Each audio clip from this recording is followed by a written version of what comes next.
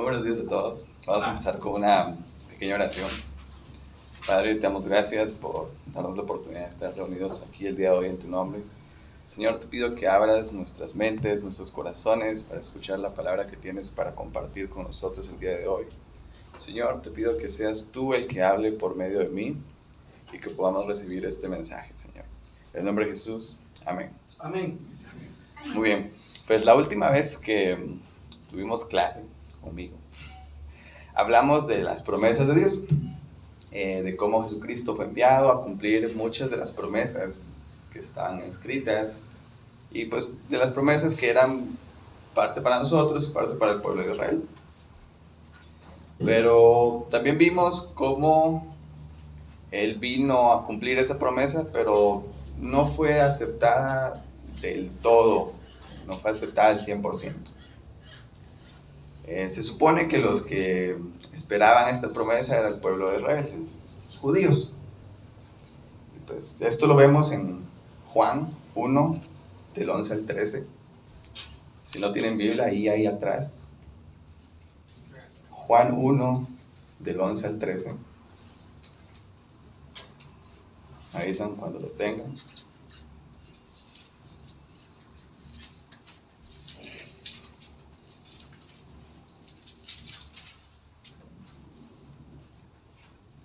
Ya, muy bien. Entonces dice, a lo suyo vino, ¿qué es lo suyo? Pues era venir a cumplir la promesa, la palabra de Dios. Y los suyos no lo recibieron, el pueblo judío.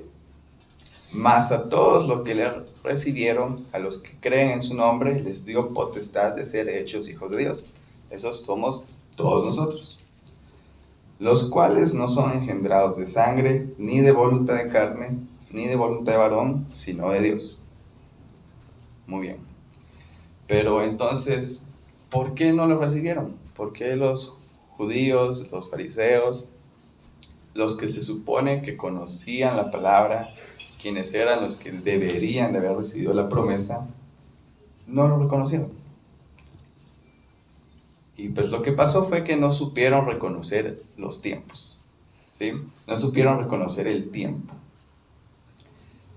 Y Jesús se los dice. El pasaje que vamos a leer ahorita es después de que fueron con los discípulos y venían de alimentar a las 4,000 personas. Entonces venía a hacer algo imposible, de multiplicar panes y peces. Y todavía les sobró. Entonces, el primer versículo, el primer pasaje está en Lucas 12, 54 al 56. Lucas 12, 54 al 56.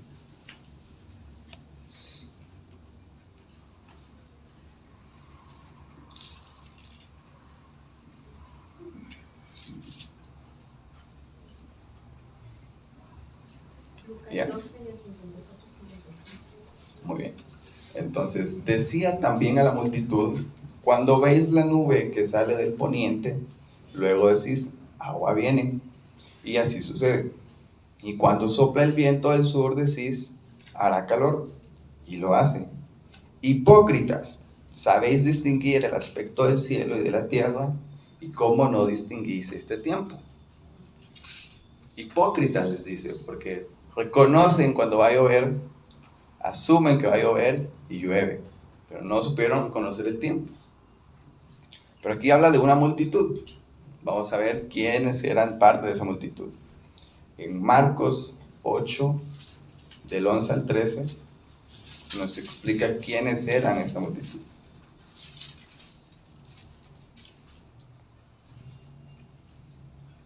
Marcos 8, del 11 al 13.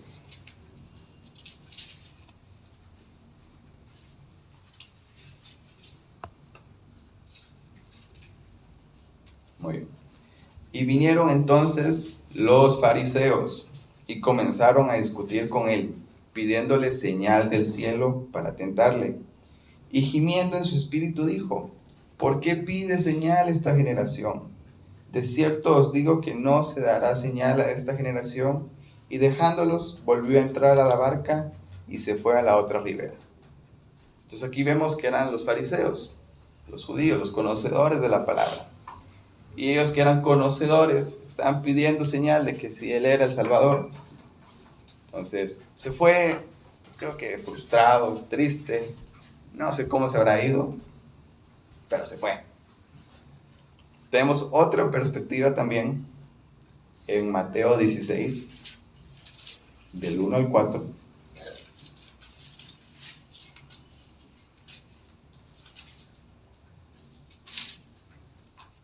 Mateo 16, del 1 al 4. Y dice: vinieron los fariseos y los saduceos. Aquí ya nos explica que era más gente, ¿verdad? Por eso era multitud, porque eran de distintos grupos. Para tentarle, y le pidieron que les mostrase señal del cielo. Mas él respondiendo les dijo: cuando anochece decís buen tiempo, porque el cielo tiene arreboles, y por la mañana hoy habrá tempestad, porque tiene arreboles el cielo nublado. Hipócritas, sabéis distinguir el aspecto del cielo, mas las señales de los tiempos no podéis. La generación mala y adúltera demanda señal, pero señal no les será dada, sino la señal del profeta Jonás. Y dejándolos, se fue. Aquí pues vemos ya como el contexto de los dos versículos anteriores. Ya tenemos más amplio el contexto. Pero él les dice: hipócritas, no reconocéis el tiempo. Pero ¿por qué es importante reconocer el tiempo? Dijimos también en la clase anterior que muchas de las profecías se cumplen de forma física, de forma literal, y otras pues se cumplen de forma espiritual. El pueblo judío estaba esperando a Elías que regresara, pero no era Elías, sino era Juan el Bautista quien estaban esperando, que iba a anunciar la venida de Jesús. No lo supieron reconocer. Entonces, para que no nos pase lo mismo que les pasó a ellos, tenemos que darnos cuenta de las señales. ¿Y dónde están las señales? Pues están en la Biblia. Solo es de leer.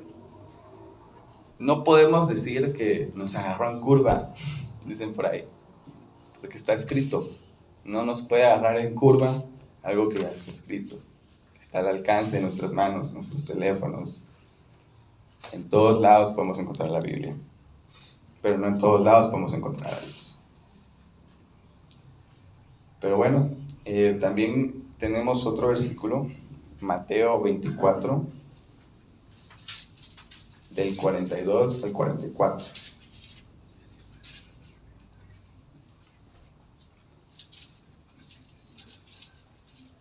Mateo 24, 42 al 44. Velad pues, porque no sabéis a qué hora ha de venir vuestro Señor. Pero sabed esto, que si el padre de familia supiese a qué hora el ladrón habría de venir, velaría, y no dejaría minar su casa. Por tanto, también vosotros estad preparados, porque el Hijo del Hombre vendrá a la hora que no pensáis. Tenemos que estar atentos, tenemos que estar velando. Que no nos pase como las vírgenes insensatas que nos habla Mateo 25, que cuando ya venía el novio se fueron a llenar su aceite y ya no les dejaron entrar. Como les decía, no podemos decir que nos agarran curva, porque incluso la misma palabra nos dice: velad, porque ya viene el Señor. Vamos a Mateo 17.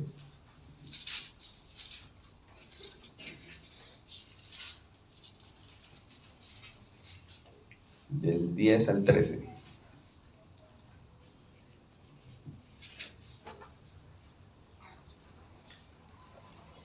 Mateo 17, del 10 al 13. Aquí vemos lo que les comentaba antes, que ellos esperaban a Elías, pero no era Elías. Entonces dice: entonces sus discípulos le preguntaron diciendo: ¿por qué pues diciendo los escribas que es necesario que Elías venga primero? Respondiendo Jesús les dijo: a la verdad, Elías viene primero y restaurará todas las cosas. Mas os digo que Elías ya vino y no le conocieron, sino que hicieron con él todo lo que quisieron. Así también el Hijo del Hombre padecerá de ellos.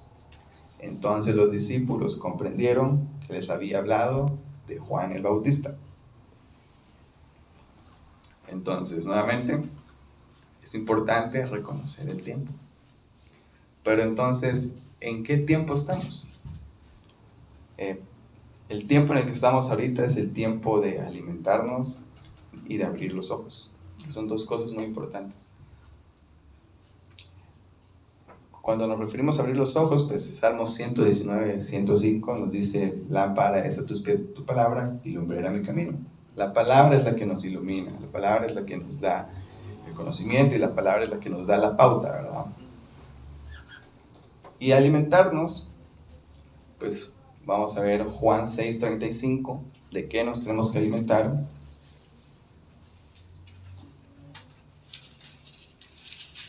Juan 6:35.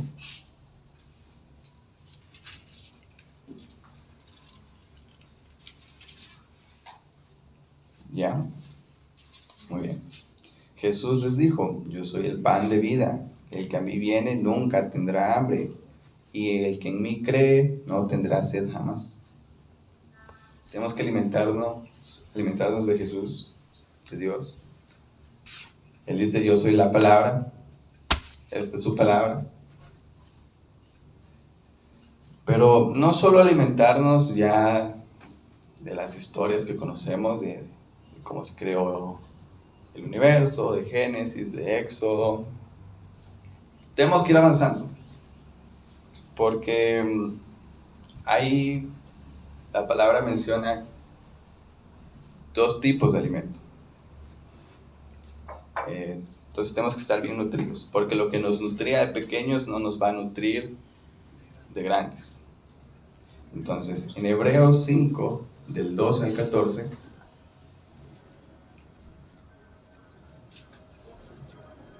hoy la clase es larga, pues, se los digo no para asustarlos, sino porque yo entiendo, yo recibo clases todo el tiempo y a veces cuesta enfocarse.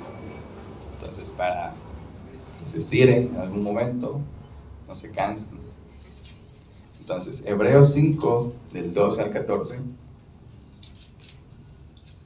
Porque debiendo ser ya maestros, después de tanto tiempo, tenéis necesidad de que se os vuelva a enseñar cuáles son los primeros rudimientos de la palabra de Dios. Y habéis llegado a ser tales que tenéis necesidad de leche, y no de alimento sólido. Y todo aquel que participa de la leche es inexperto en la palabra de justicia, porque es niño. Pero el alimento sólido es para los que han alcanzado madurez, para los que por el uso tienen los sentidos ejercitados en el discernimiento del bien y del mal.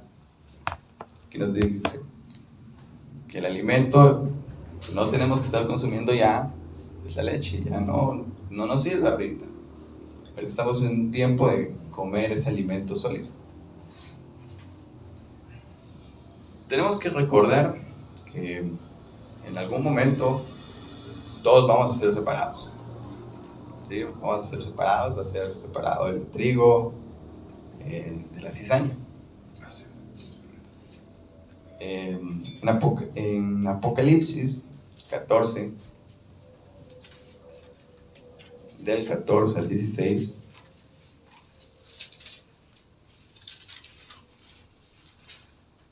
Apocalipsis 14, del 14 al 16. Y quiero que leamos el nombre del capítulo. Dice, bueno, del versículo, es: la tierra es cegada. Miré, y he aquí una nube blanca, y sobre la nube uno sentado semejante al Hijo del Hombre, que tenía en la cabeza una corona de oro, y en la mano una hoz aguda. Y del templo salió otro ángel, clamando a gran voz al que estaba sentado sobre la nube: mete tu hoz y ciega, porque la hora de cegar ha llegado, pues la mies de la tierra está madura. Y el que estaba sentado sobre la nube metió su hoz en la tierra, y la tierra fue cegada. ¿Qué interpretación tenemos de esto? ¿Alguien que tenga alguna idea de a qué se refiere con que la tierra es cegada desde el cielo? ¿Alguna idea? Ok. Creo que ya están los micrófonos y ahí hay otro.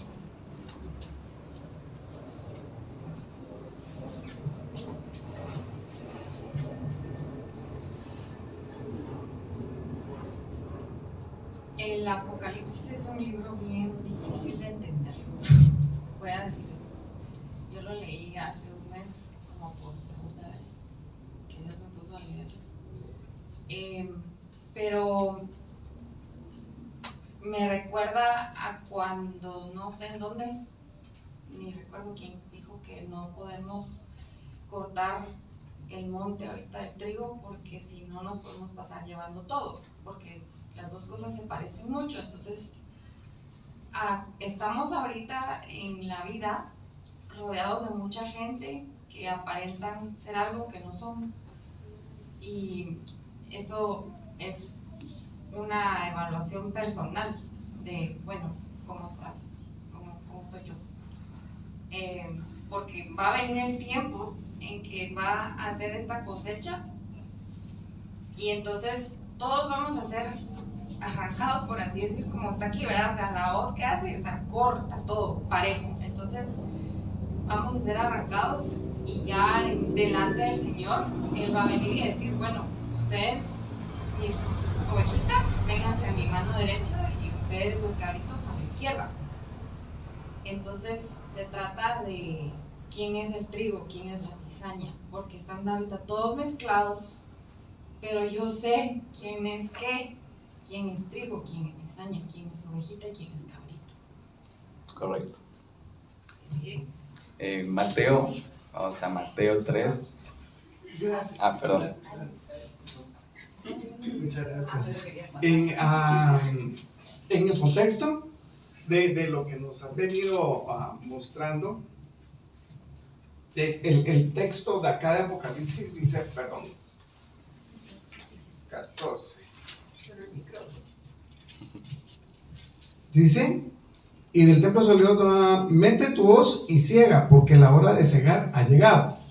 Entonces, en el contexto de la escritura, ¿verdad? Que él dijo, dejad crecer el trigo y la cizaña, ¿verdad? Porque si no, tal y como decía Gaby, entonces nos podemos pasar volando lo que no está. Ahora, ¿por qué crecer juntas el trigo y la cizaña? Al principio no se puede distinguir entre ellas porque son matitas, ¿verdad? Matitas del suelo. ¿Qué es lo que las diferencia al final, al periodo del crecimiento? Ya lo dice aquí. Y ciega, porque la hora de cegar ha llegado, pues la mies de la tierra está madura. Entonces la forma de distinguir el trigo y la cizaña, obviamente, es que la cizaña no da fruto, ¿verdad? Solo ahoga lo que tiene alrededor. Pero el trigo da fruto. Sin embargo, a la hora de cegar, no puedo decir, bueno, voy a apartar esta porque en unos 10 años, después de haberla separado, ya se murió el trigo, ya está feo, ¿verdad? Entonces, se ciega y luego se separa en el aventador. El trigo en sí sale volandito, ¿verdad? Y el grano de trigo, y lo demás al fuego. Entonces, a lo que se refiere, que era lo que tú decías, ¿verdad? ¿A qué se refiere esto? Es a la madurez del grano, ¿verdad? Entonces, anteriormente Jesús había dicho, aquí el sembrador salía a sembrar, ¿verdad? Y una cayó en buena tierra, la otra para el camino, la otra entre espinos y otra en buena tierra. La que cayó en buena tierra tiene que madurar, tal y como nos venías diciendo, ¿verdad? Y lo que dice en Hebreos, ya habéis llegado a ser tales que tenéis necesidad de que se enseñe otra vez los rudimentos. No, la idea es de que maduremos en él, como tú decías, ¿verdad? No podemos comer la misma comidita de bebés que ahorita porque nos desnutrimos y nos enfermamos o morimos, ¿verdad? Entonces, la idea es madurar en él, crecer en él, para que cuando venga el tiempo de la siega, no por estar desnutridos nos confundan con cizaña. Correcto. No hay modo que salte un trigo. Precisamente esa era la interpretación o la conclusión que quería llegar con este pasaje. Precisamente como lo estaban explicando ahorita, Mateo 3, del 11 al 12. Mateo 3, del 11 al 12. Es en el Antiguo Testamento. entre Génesis y el Apocalipsis.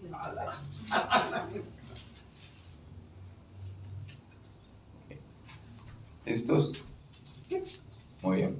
Yo a la verdad os bautizo en agua para arrepentimiento, pero el que viene tras mí, cuyo calzado yo no soy digno de llevar, es más poderoso que yo. Él los bautizará en Espíritu Santo y fuego.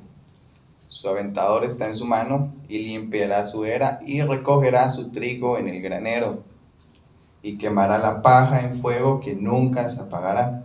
Lo que mencionábamos antes. Cuando se cosecha, se quita el fruto de la tierra, pues queda algo que es basura, digamos, algo que ya no sirve. Pues esa es la paja. Y aquí dice la paja se quemará en fuego que nunca se apagará. Para tener un poquito más ya de contexto, lo que dice la palabra, en Mateo 13,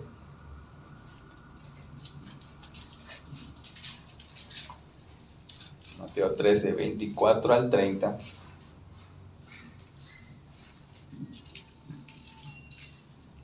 Muy bien. ¿Y qué dice aquí? Parábola del trigo y la cizaña. Precisamente lo que mencionaba. Entonces les refirió otra parábola diciendo: el reino de los cielos es semejante a un hombre que sembró buena semilla en su campo. Pero mientras dormían los hombres, vino su enemigo y sembró cizaña entre el trigo y se fue. Cuando salió la hierba y dio fruto, entonces apareció también la cizaña. Vieron entonces los siervos del padre de familia y le dijeron: Señor, ¿no sembraste buena semilla en tu campo? ¿De dónde pues tienes cizaña? Él les dijo: un enemigo ha hecho esto. Y los siervos le dijeron: ¿quieres pues que vayamos y la arranquemos? Y les dijo: no sea que al arrancar la cizaña arranquéis también con ella el trigo. Dejad crecer juntamente lo uno y lo otro hasta la siega. Y al tiempo de la siega yo diré a los segadores: recoged primero la cizaña y atadla en manojos para quemarla, pero recoged el trigo en mi granero. ¿Por qué dejarla crecer el trigo junto a la cizaña? Precisamente lo que comentaba Ricardo. Porque necesitamos crecer. Estamos hablando del tiempo, y el tiempo que vivimos ahorita es un tiempo de gracia, que Dios nos está dando la oportunidad de crecer, para que podamos ser diferenciados de la cizaña, para que a la hora que nos arranquen no nos confundan. Entonces, eso es el tiempo de Dios. Un tiempo en el que tenemos que usar el que estamos recibiendo ahorita para crecer.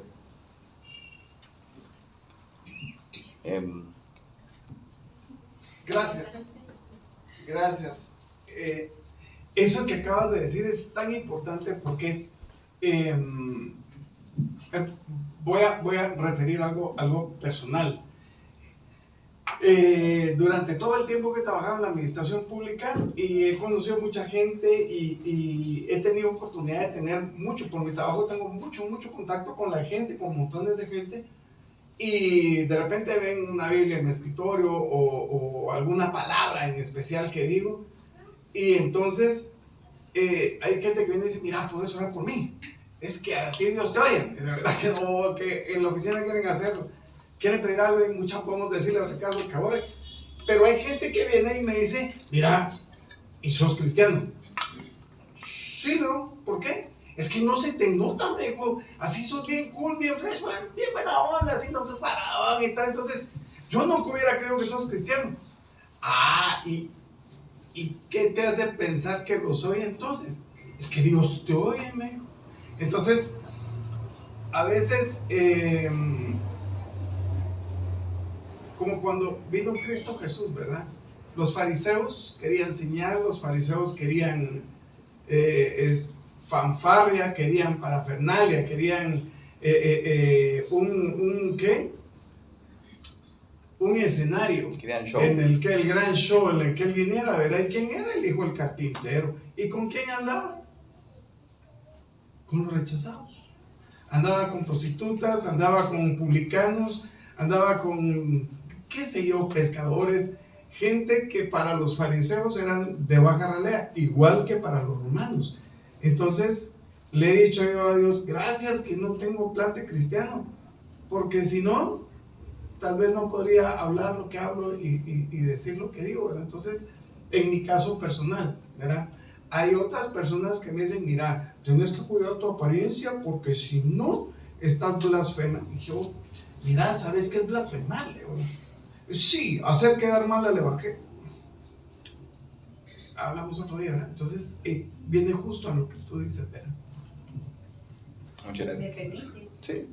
Solo tal vez para aclarar un poquito, tal vez lo que no se te nota es ser religioso, pero cristiano sí se te nota, cuánta gente lo ha dicho.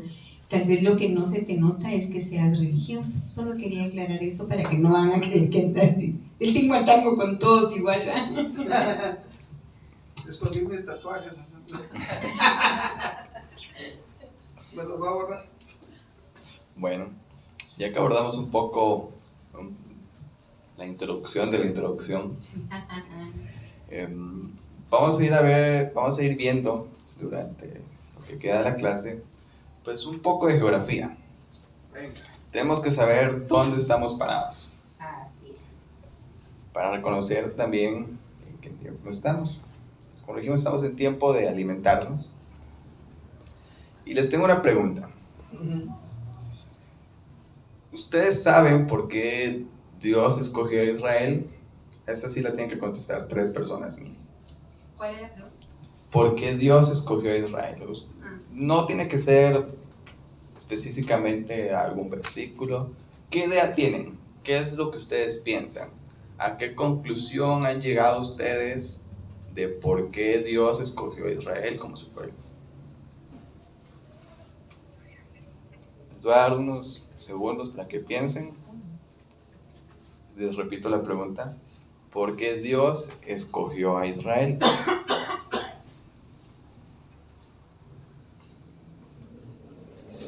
Si quieren pueden empezar a presentar la primera diapositiva nomás.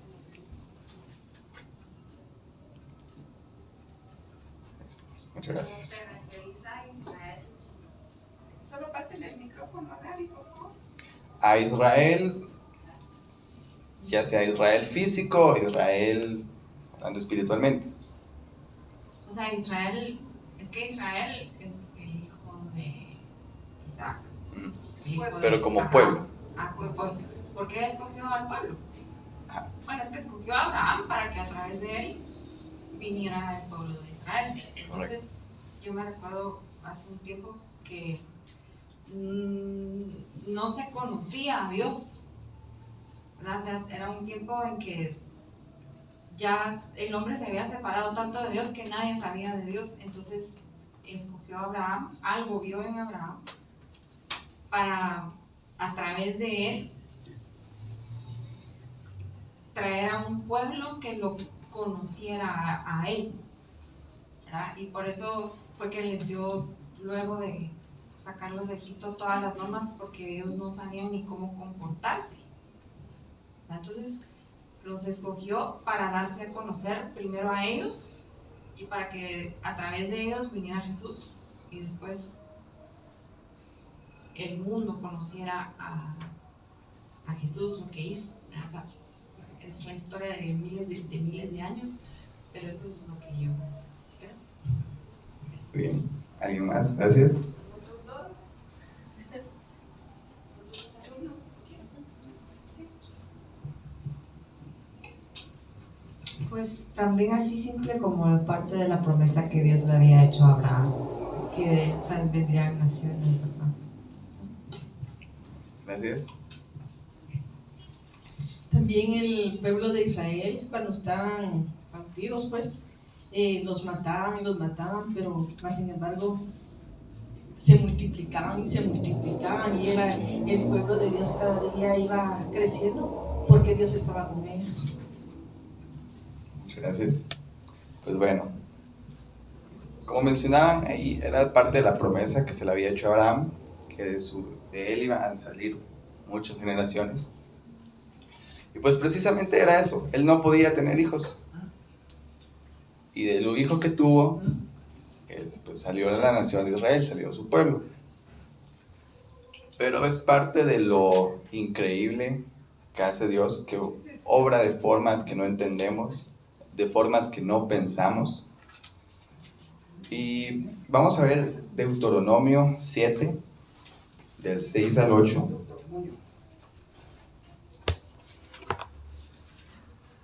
Deuteronomio 7, del 6 al 8.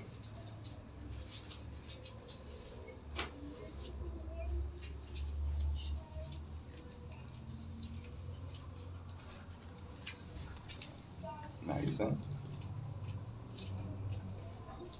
Entonces, tú eres un pueblo santo para el Señor tu Dios. El Señor tu Dios te ha escogido para que le seas un pueblo especial, por encima de todos los pueblos que están sobre la tierra. El Señor los quiere y los ha escogido, no porque ustedes sean más numerosos que todos los pueblos, pues ustedes eran el pueblo más insignificante de todos, sino porque el Señor los ama y porque quiso cumplir el juramento que les hizo a sus padres. ¿Quiénes eran sus padres? Abraham y Isaac. El juramento que les hizo a sus padres. Por eso el Señor los ha sacado con mano poderosa. Por eso los ha rescatado de la esclavitud y del poder del faraón, el rey de Egipto. Aquí dice, no porque eran pueblo numeroso, pero pues ustedes eran el pueblo más insignificante de todos, era un pueblo pequeño. Entonces, ¿cómo de un pueblo pequeño iba a salir el Salvador? No solo de ese pueblo, sino que de todo el mundo. Entonces, del pueblo más pequeño de ese entonces, salió nuestro Salvador. Ahora vamos con el siguiente mapa, con el primer mapa, perdón. Vamos a correr un poco aquí. Pues esto es lo que se conoce como el Medio Oriente, ¿sí? Tenemos aquí Irán, Arabia Saudita, Yemen, Somalia, Etiopía, esto es pues parte de África, esto ya es un poco de parte de Asia. Tenemos Omán, aquí está Jordania, bueno, Jordán, Irak, Siria, el Líbano. Este puntito naranja, estos dos puntos naranjas, no sé si lo miran, pues esos dos puntos naranjas son lo que se conoce hoy como Palestina.